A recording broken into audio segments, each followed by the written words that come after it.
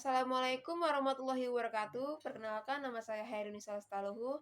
Saya merupakan peserta training dasar Bimba AIUEO untuk posisi guru atau motivator pada unit Blibis. Pada kesempatan kali ini, saya ingin mempresentasikan mengenai hasil tugas di luar kelas saya, yaitu pada hari ke-9. Pertanyaan kali ini bertema kurikulum baca ke-1 yang terdiri dari 6 kelompok pertanyaan. Kelompok yang pertama itu adalah kelompok A, terdapat 12 pertanyaan. Pertanyaan pertama, apa arti tanda panah yang terdapat pada bagian kurikulum Bimba? Arti tanda panah tersebut adalah tanda yang menunjukkan menunjukkan ke modul manakah materi dapat dilanjutkan setelah modul sebelumnya atau materi sebelumnya itu sudah terpenuhi. Jadi tanda panah itu menunjukkan ke arah manakah materi atau modul itu dapat diteruskan. Setelah itu pertanyaan kedua, apa arti garis tebal yang terdapat pada bagian kurikulum Bimba? Arti garis tebal itu menandakan berarti semua syarat modul atau materi itu sudah terpenuhi. Jadi tanda panah itu ada beberapa yang menuju ke bawah, lalu ada garis tebal. Nah, itu adalah syarat. Itu adalah garis yang menandakan semua tanda panah tersebut dari modul-modul sebelumnya itu harus terpenuhi. Apabila sudah terpenuhi, maka dari garis tebal tersebut bisa dilanjutkan lagi ke panah yang ke bawah atau ke samping atau ke modul yang selanjutnya, seperti itu. Pertanyaan ketiga, apa arti tanda seru yang terdapat pada bagian kurikulum Bimba? Tanda seru itu berarti menandakan bahwa motivator harus hati-hati karena ada berbagai syarat yang harus terpenuhi terlebih dahulu. Seperti itu, jadi harus hati-hati terlebih dahulu untuk melihat apakah syarat-syarat sebelumnya itu sudah terpenuhi atau belum. Untuk sesudahnya baru bisa melanjutkan ke tahap selanjutnya atau ke materi selanjutnya, seperti itu. Lalu pertanyaan selanjutnya, jelaskan bagaimana cara membaca bagian kurikulum Bimba. Caranya adalah lihat 5 poin penting dalam memberikan modul Bimba. Lalu yang kedua ada lihat tanda panah dan syarat-syarat yang harus dipenuhi. Maaf, ada suara motor. Lalu pertanyaan selanjutnya, apa syarat HSAIUEO? Syarat HSAIUEO adalah verbal AIUEO. Pertanyaan selanjutnya, apa syarat modul B1A? Syarat modul B1A adalah D4HVK dan verbal AIUEO serta verbal BDG KMPSY sudah terpenuhi. Lalu pertanyaan selanjutnya, apa syarat modul B1B? Syarat modul B1B adalah D4HVS dan verbal JLNTRC dan B1A sudah terpenuhi. Lalu pertanyaan selanjutnya, apa syarat D4HVS? Syarat D4HVS adalah 4 HVS dan D4 HVK harus sudah terpenuhi atau sudah bisa dinyatakan lancar lah, seperti itu. Anak-anak itu sudah bisa memenuhi syarat tersebut. Lalu pertanyaan selanjutnya, apa tahap selanjutnya setelah 4 HVK? Tahap selanjutnya setelah 4 HVK adalah D4 HVK dan 4 HVS. Lalu pertanyaan selanjutnya, apa tahap selanjutnya setelah B1A? Tahap selanjutnya setelah B1A adalah B-1B dengan syarat B-1A, verbal JLNTRC dan D4HVS sudah terpenuhi. Seperti itu. Pertanyaan selanjutnya, apa tahap selanjutnya setelah B1E? Tahap selanjutnya yaitu B1F dan B-4 dengan syarat sebelumnya telah terpenuhi. Seperti itu. Lalu pertanyaan selanjutnya, apa tahap selanjutnya setelah B-4? Tahap selanjutnya setelah B-4 adalah B-5 dengan syarat B-1F dan B-3 dan B-4 sudah terpenuhi. Seperti itu. Lalu untuk kelompok pertanyaan selanjutnya, kelompok B, ada 7 pertanyaan mengenai tahap persiapan. Pertanyaan pertama, apa pengertian tahap persiapan? Tahap persiapan adalah tahap di mana motivator hanya memperdengarkan bunyi huruf dan kalimat secara lisan tanpa memperkenalkan kepada anak bentuk simbol dari huruf tersebut. Seperti itu. Lalu pertanyaan kedua, apa pengertian dari huruf verbal? Huruf verbal adalah huruf yang diucapkan oleh anak dan motivator tanpa memperkenalkan simbol hurufnya kepada anak tersebut. Lalu pertanyaan ketiga, tahap persiapan disebut juga dengan tahap persiapan disebut juga dengan tahap verbal. Lalu pertanyaan selanjutnya, mengapa ada tahap persiapan? Mengapa ada tahap persiapan? Dikarenakan itu merupakan kelas awal bagi anak yang baru mendaftar di Bimba A I U E O, supaya anak itu kedepannya lebih siap lagi menjalani kegiatan di Bimba A I U E O dalam menjalankan permainan tiket dan lain-lain. Lalu pertanyaan selanjutnya, apa tujuan adanya tahap persiapan? Apa tujuannya? Tujuannya adalah agar penyampaian materi pada tahap persiapan kurikulum baca Bimba A I U E O itu bisa lebih efektif.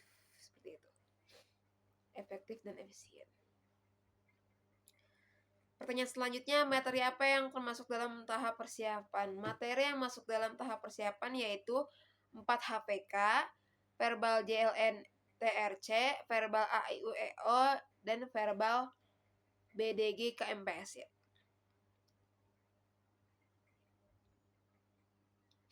Lalu pertanyaan selanjutnya, bagaimana cara penyampaian motivator dalam tahap persiapan? Yaitu dengan memperdengarkan verbal huruf menggunakan Yel Bimba, lagu BDG KMPSY, lagu JLN TRC, dan berbahasa Bimba, yaitu 4 HPK dan 4 HVS dengan pengulangan sebanyak 3 kali. Mohon maaf sebelumnya ada sedikit gangguan. Baik, untuk selanjutnya yaitu kelompok pertanyaan ketiga, yaitu mengenai HV A I U E O. Terdapat 3 pertanyaan. Yang pertama, apa pengertian dari HV A I U E O? HV A I U E O adalah pengucapan bunyi huruf A I U E O tanpa memperkenalkan bentuk simbolnya. Lalu yang kedua, apa tujuan utama dan tujuan khusus dari HV A I U E O? Tujuan utamanya adalah agar anak menyukai kegiatan bermain huruf verbal A I U E O, dan tujuan khususnya adalah agar anak terampil mengucapkan huruf verbal A I U E O. Lalu pertanyaan selanjutnya, bagaimana cara motivator mengenalkan HV A I U E O? Cara motivator itu adalah pertama-tama mencontohkan terlebih dahulu dengan cara mengucapkan huruf A I U E O secara perlahan-lahan dan berulang-ulang melalui Yel Bimba dengan cara yang menyenangkan. Kemudian motivator mengajak anak untuk menirukan pengucapan huruf A I U E O secara perlahan dan berulang-ulang menggunakan Yel Bimba dengan cara yang menyenangkan dan dengan cara yang menyenangkan. Lalu untuk kolom pertanyaan selanjutnya, untuk kelompok pertanyaan keempat mengenai HVBDG KMPSY. Ada 3 pertanyaan juga. Yang pertama, apa pengertian dari HVBDG KMPSY?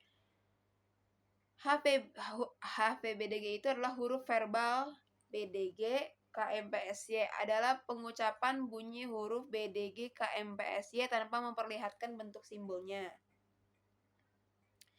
Lalu tujuan utama dan tujuan khusus dari HVBDG KMPSY. Tujuan utamanya adalah agar anak menyukai kegiatan bermain huruf verbal BDG KMPSY. Lalu tujuan khususnya agar anak terampil mengucapkan bunyi huruf BDG KMPSY.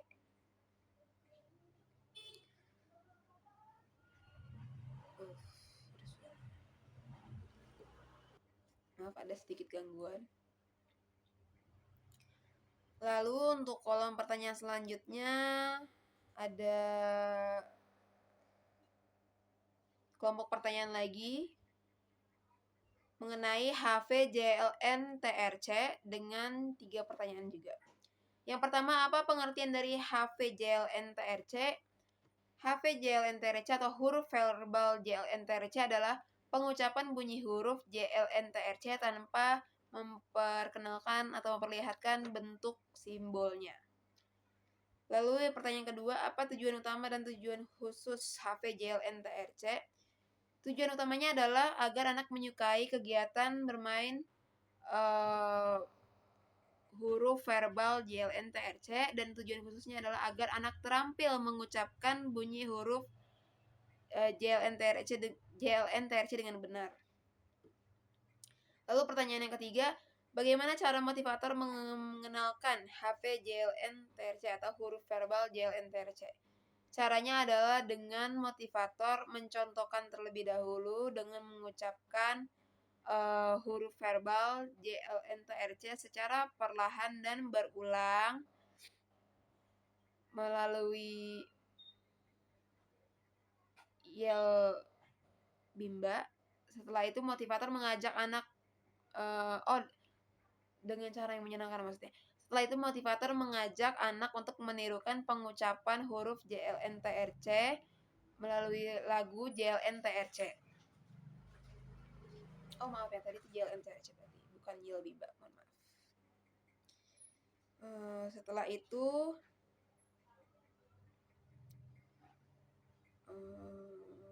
JLN-TRC ya. Berarti memperkenalkan itu mencontohkan dari lagu JLN-TRC. Setelah itu mengajak anak untuk menirukan untuk menyanyikan lagu tersebut. Lalu setelah itu ada lagi kelompok pertanyaan yang terakhir mengenai HVABC dengan 3 pertanyaan. Pertanyaan pertama, apa pengertian dari HVABC atau huruf verbal ABC? HVABC adalah pengucapan bunyi huruf ABC tanpa memperlihatkan bentuk simbolnya. Lalu pertanyaan kedua, tujuan utama dan tujuan khusus dari HVABC atau huruf verbal ABC adalah tujuan utamanya agar anak menyukai menyukai kegiatan mengucapkan huruf verbal ABC. Lalu tujuan khususnya adalah agar anak terampil mengucapkan huruf verbal ABC. Lalu yang terakhir, pertanyaan terakhir, bagaimana cara motivator mengenalkan huruf verbal ABC? Cara motivator itu adalah dengan mencontohkan perlahan dan mohon maaf ada sedikit gangguan, yaitu dengan mengucapkan secara perlahan dan berulang melalui